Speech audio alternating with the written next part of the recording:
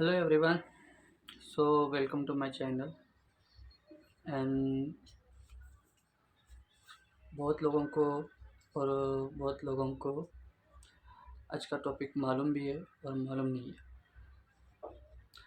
तो मैंने इंस्टाग्राम पे एक स्टोरी रखी थी जिसमें ऐसा लिखा था कि मैं आज एक व्लॉग बनाने वाला हूँ।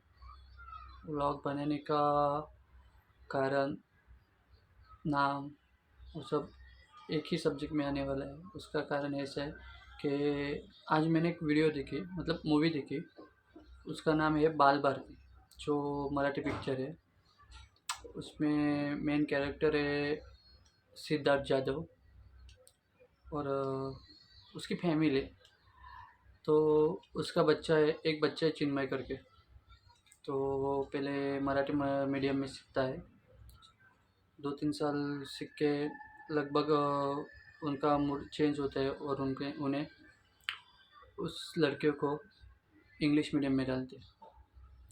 सो इंग्लिश मीडियम में जब भी उसको डालते हैं तो जब बच्चा नया होता है और कोई भी इंसान कभी भी पहली बार जाएगा तो जो पहले बच्चे होते हैं उनसे बहुत ज़्यादा वीक होता है। ये सभी को तो मालूम ही होगा ही। सो इस पिक्चर में ऐसी स्टोरी है। ये भले वो मराठी पिक्चर है पर आपको अगर हिंदी आपके भाषा में चाहिए तो भी वो आपको ऑनलाइन मिल सकती है। उसमें से अच्छे विचार लेने वाले बहुत सीन हैं। जैसे कि वो जो सिद्धार्थ जाधव रहता है वो चिन्मय का पप्पा होता है, उस बच्चे का पप्पा। और वो इलेक्ट्रॉनिक्स 40 साल से 40 के कुछ 35 साल से इलेक्ट्रॉनिक का सब काम करता है। सो उसका काम देख के उसके कोई अच्छे से कोई पहचान वाले उसका एक इंटरव्यू करने का सोचते हैं चेन्नई। सो वो एक बड़े आदमी के वहाँ पे जाता है। तो वहाँ पे वो बड़ा आदमी सिर्फ इंग्लिश में बात करता है, तो उसको कुछ पता नहीं चलता। मतलब पता चलता होगा पर बोलना नहीं आता था। सो वो बोलता है कि कुछ नहीं, आपका प्रपोज़ल पसंद आ गया, आपको फ़ोन करके बोल देंगे। तो हो जाता है। तो एक बार कॉल करता है, तभी ऐसे करते हैं, हाँ जानता हूँ पहचानता हूँ, आपका प्रपोज़ल अच्छा है, हो जाएगा आपका। दूसरी बार फ़ोन किया तो फिर भी वैसे ही रिप्लाई आता है। और जब तीसरी बार वो सिद्धार्थ जाधव उसके लड़के को लेके जाता है मॉल में शॉपिंग करने के लिए, तो वहाँ पे वही आदमी जिसके साथ मीटिंग हुई थी वही आदमी मिलता है।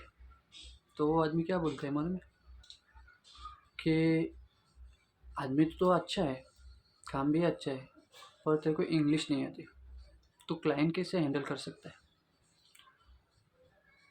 तो वो बहुत नाराज़ होता है, बहुत दुखी होता है। तो वो सोचने लगता है कि इंग्लिश आनी चाहिए। इसीलिए वो अपने बच्चों को नहीं, बच्चे को, चिन्मय को इंग्लिश मीडियम में डालते हैं, मराठी मीडियम से इंग्लिश मीडियम में डालते हैं। वो ऐसा चाहता था कि मेरा बच्चे का भविष्य अच्छा हो। शुरुआत में उसकी बीवी उसको ना बोलती है कि नहीं, मराठी मीडियम ही अच्छी है, वहाँ पे भी अच्छे सिखाया जाता है, पर वो मानता नहीं। आखिर में उसको इंग्लिश मीडियम में दाखिल करते हैं, फॉर्म भर के उसको इंग्लिश मीडियम में एडमिशन करते हैं। सो बेसिकली जब वो लड़का वहाँ पे जाता है तो वो स्कूल में नया होता है, न्यू इंग्लिश स्कूल ऐसा नाम होता है। नया होने के कारण वो एक तो मराठी मीडियम से इंग्लिश मीडियम में आता है, और उनको भी मराठी मीडियम में भी इंग्लिश होता है, पर वो मराठी मीडियम के बच्चों पे डिपेंड होता है कि कैसे और कितना अच्छा ध्यान ले सके। सो उसको जब नए स्कूल में, न्यू इंग्लिश स्कूल में उसे ज्वाइन करते हैं तो उसको सॉन्ग बोल के उसका वेलकम करते हैं, उसको अच्छा लगता है। वो घर पे जाके सबको बताता कि इंग्लिश स्कूल अच्छी है, मेरे लिए एक गीत गाया। और ऐसे चलते जब सेकंड डे उसका आता है, जब सेकंड डे आता है तो उससे कुछ सवाल पूछे जाते हैं इंग्लिश में। तो वो चीज़ों का, उन सवालों का जवाब नहीं दे सकता, जवाब नहीं दे सका, क्योंकि वो पहले से मराठी मीडियम था, इसलिए उसको जवाब नहीं दे सका। और जब उसकी एग्ज़ाम नज़दीक आती है तो पेरेंट्स मीटिंग होती है। तो पेरेंट्स मीटिंग में उसके माँ बाप को बुलाते हैं। तो वहाँ पे जाके माँ बाप के सामने, मतलब वो स्कूल में ऐसे एक रूल्स था कि स्कूल में ओनली इंग्लिश लैंग्वेज स्पोकन। सो उनको भी बहुत डिफ़िकल्ट गया, वो इंग्लिश बोल नहीं सके, तो वहाँ पे उनका अपमान हो गया और लड़का फेल हो गया। तो लड़के को भी बहुत बुरा लगा कि मुझे इंग्लिश स्कूल में क्यों डाला जब मेरी मराठी मीडियम अच्छी थी। और आपको तो मैंने ये बताया नहीं कि वो एक लड़के के पास, उस लड़के के पास एक बहुत ही बड़ी स्किल थी। मतलब स्कूल में न जाके, स्कूल में जाके भी उसका दिमाग था साइंस वाला, और वो कुछ ना कुछ यंत्र बनाता था, शोध यंत्र बनाता था। घर की डोर बेल हो, वो उसके दादी के लिए, मतलब उसकी दादी होती है वो फॉरगेटेबल होती है, मतलब जब भी कहीं भी जाती है वो भूल जाती है कि मैं कहाँ आई हूँ। उसके लिए वो एक छोटा बच्चा अपनी दादी के लिए शोध यंत्र, searching machine, means transmitter, yes, तो वो उसका शोध लगाता है, सर्च करता है, उसका रिसर्च करता है वो, और उसमें सक्सेस भी होता है। पर उन माँ बाप को जो स्कूल में सुनना पड़ता है कि आप अपने लड़के को घर में सिखाते नहीं हो, जब आप इंग्लिश नहीं बोल सकते तो आपका बच्चा क्या इंग्लिश बोलेगा। तो मुझे किसी का दिल दुखाना नहीं है, मुझे बस सिर्फ इतना ही कहना है, आप अपने बच्चों को इंग्लिश में डाल सकते हो, मेरा कुछ उससे लेना देना नहीं है। लेना देना सिर्फ इसी चीज़ों का है कि आपका बच्चा, जब आप इंग्लिश मीडियम में डालते हो तो क्या आप उसके साथ कभी घर में इंग्लिश में बात करते हो। मैं रिच पीपल की बात नहीं कर रहा, मिडिल क्लास के नीचे के लोगों की बात कर। रिच पीपल के घर में तो 24 आवर्स ओनली इंग्लिश। मैं हम जैसे की बात कर रहा हूँ। अगर आप अपने बच्चों को इंग्लिश मीडियम में डालते हो तो सिर्फ स्कूल में पढ़ने से उनको इंग्लिश नहीं आने वाली, ट्यूशन लगाने से उनको पूरी इंग्लिश नहीं आने वाली। जैसे हम लोग जन्म से जो भाषा सुनते हैं, जो भाषा बोलते हैं एक दूसरे के साथ, वही लैंग्वेज तो हम लोग हमारे दिमाग में सेट होती है ना। इंग्लिश का भी वैसा ही है। घर में सबको थोड़ा थोड़ा इंग्लिश आना ही चाहिए, जिसका कारण आपका भविष्य, योर फ्यूचर के लिए काम आता है। क्योंकि फॉर एग्ज़ाम्पल ऐसा समझ लो कि मेरा बच्चा है और मुझे इंग्लिश मतलब आती नहीं, थोड़ा थोड़ा मालूम है, और बीवी को इंग्लिश आती नहीं। सो समझो मैं ऑफिस में रह जाता हूँ, सुबह 8 बजे 9 बजे और शाम को 8 बजे 9 बजे के तक आता हूँ। मतलब स्कूल तो होती है 4-5, मतलब दोपहर की, कोई दोपहर के बाद की। सो उसका लेसन ले मेरी बीवी, क्योंकि उसको इंग्लिश आती नहीं, जितना टीचर ने बताया होगा उतना वो फिलअप करती है, उससे करवा लेते हैं। पर इससे उस पर कुछ असर पड़ने वाला है। नहीं,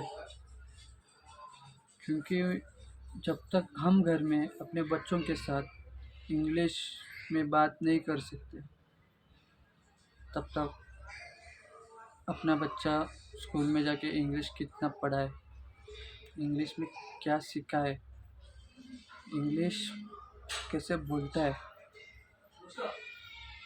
वो हम लोग को पता ही नहीं चलेगा।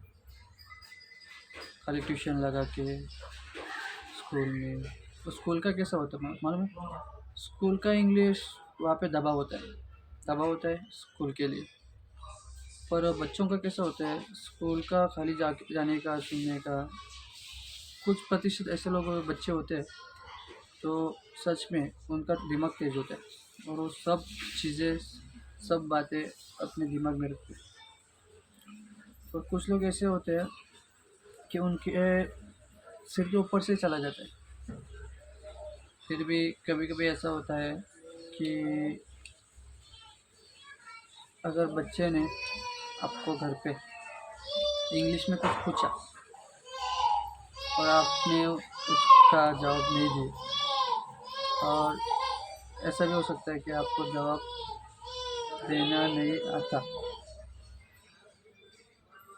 तो इसका कारण क्या हो सकता है? क्योंकि लेट मी वन थिंक कि अगर मैं ज़्यादा नहीं पढ़ा हूँ पर फिर भी मुझे थोड़ा थोड़ा इंग्लिश समझ में आता है। कल मेरा बच्चा मुझे इंग्लिश में पूछेगा, इंग्लिश में कुछ बोलेगा, तो मुझे समझ में भी आना चाहिए ना कि लड़के ने मेरे साथ क्या बोला है, मेरे साथ कौन सी बात बोली है, इसका अर्थ क्या होता है। मेरा कहने का मतलब यही है कि आप अपने बच्चों के साथ इंग्लिश में घर में भी बातें करो, सिर्फ उनका लेसन मत लो। बच्चे आपके एडमिशन फी भी आप ही भरते हो, मैं नहीं भरने वाला। पर मैं इसलिए बोल रहा हूँ क्योंकि उसके कारण आपकी भी इंग्लिश अच्छी होगी और आपके बच्चे के भविष्य की भी। सो आई से समथिंग कि कोई भी इस वीडियो का गलत थिंकिंग मत करना, क्योंकि मेरा खाली सिर्फ इतना ही कहने का मतलब है कि आपके बच्चे इंग्लिश मीडियम में जाते होंगे, जा रहे हैं, specially middle class, lower class, इन लोगों के लिए। तो आप अपनी भी बोलने की, सीखने की, इंग्लिश कैसे बोलते हैं, और फॉर एग्ज़ाम्पल इंग्लिश इतना भी हार्ड नहीं है। इंग्लिश में खाली जैसे हम लोग टेंस आते हैं, नाम सर्वनाम मराठी में, बाद में इंग्लिश में प्रेजेंट, पास्ट, फ्यूचर, खाली ग्रामर आना चाहिए। खाली ग्रामर आएगा ना तो आप इंग्लिश आसानी से बोल सकते हो। सो अगर आपको सच में लगता है कि आपके बच्चों को अच्छा ज्ञान मिले, अच्छी स्टेज पे जाए, he will be went to always success, only success, so please उनके साथ घर में भी बातें किया करो इंग्लिश लैंग्वेज में। मैं ऐसा नहीं बोल रहा कि अपनी भाषा मत बोलो, अपनी संस्कृति, अपनी भाषा तो पहले, सबसे पहले चाहिए। पर जिन जिन लोगों ने, जिन मिडिल क्लास लोगों ने अपने बच्चों को इंग्लिश मीडियम में सीखने के लिए रखा है, जो सीख रहे हैं, ज़्यादा से ज़्यादा उनके साथ आप घर में भी इंग्लिश ही बोलो। कि बच्चा जब भी सीखता है ना, वो सबसे ज़्यादा घर से ही सीखता है, ये ध्यान रखो। बाहर आप कितना भी पढ़ाओ, आप देखने जाने वाले नहीं हो कि आपका बच्चा कैसे पढ़ रहा है, कैसे नहीं पढ़ रहा है। पर आप लेसन लेते हो उस समय तक नहीं, उसका उठने तक, जागने तक, खाने तक, पीने तक, क्या कर रहा है, किधर गया था, वहाँ पे क्यों गया था, उस ये सारी बातें आप उससे इंग्लिश में पूछने का, इंग्लिश में बोलने का, जिसके कारण कुछ कुछ ऐसे सेंटेंस होते हैं ना रेगुलर के, वो दिमाग में सेट हो जाए। जैसे हम लोग को, हम जिसकी जिसकी भाषा की रोज़ रोज़ का जो हम लोग बोलते हैं, कभी भी जैसा बच्चा ग्रो करता है, जैसे जैसे हम लोग बोलेंगे वैसे वैसे वो अपने दिमाग में सेट करता है। वही होता है इंग्लिश। इंग्लिश में भी वही होता है। जब तक आप अपने घर में इंग्लिश नहीं व्यवस्थित बोल सकते हैं तब तक आपका बच्चा ग्रो नहीं करेगा। सो आपके अच्छे के लिए भी है, आपके बच्चे के अच्छे के लिए भी है। आप सब लोग पहले इंग्लिश सीखो और अपने बच्चों के साथ घर में इंग्लिश बोलते रहो। उसका फ़ायदा भी आपको ही मिलेगा और आपके बच्चों को ही मिलेगा। मुझे मिलने वाला नहीं है, क्योंकि क्योंकि आपको सब मालूम है कि जो जिसके हाथ में आम जाएगा वही आम खाएगा ना। अभी आम तोड़ने गए, आपने आम तोड़ा, मुझे मुझे ला के दोगे क्या? पहले तो खुद का ही सोचोगे ना। वैसा ही होता है। So learn first English. Something something बोलोगे तो भी चलेगा। उससे क्या होता है मालूम है? प्रभाव शक्ति बढ़ती है। मुझे भी पूरी इंग्लिश नहीं आती, तो जितना हो सके उतना मैं इंग्लिश बोलता हूँ घर में। मैं भी एक मिडिल क्लास और मराठी माध्यम का ही हूँ, पर मुझे जो सीखा है मेरे घर से, मेरे स्कूल से, और सब मेरे यहाँ पे 11 साल हो चुके हैं स्कूल छोड़े हुए। 10वीं के बाद कंडीशन ख़राब के वजह के बाद कंडीशन ख़राब होने के कारण आगे पढ़ नहीं सका। फिर भी मराठी मीडियम में रह के भी मेरा इंग्लिश फेवरेट सब्जेक्ट था, है और रहेगा। So I like English language, but first my mother tongue language. Thank you once again. Thank you.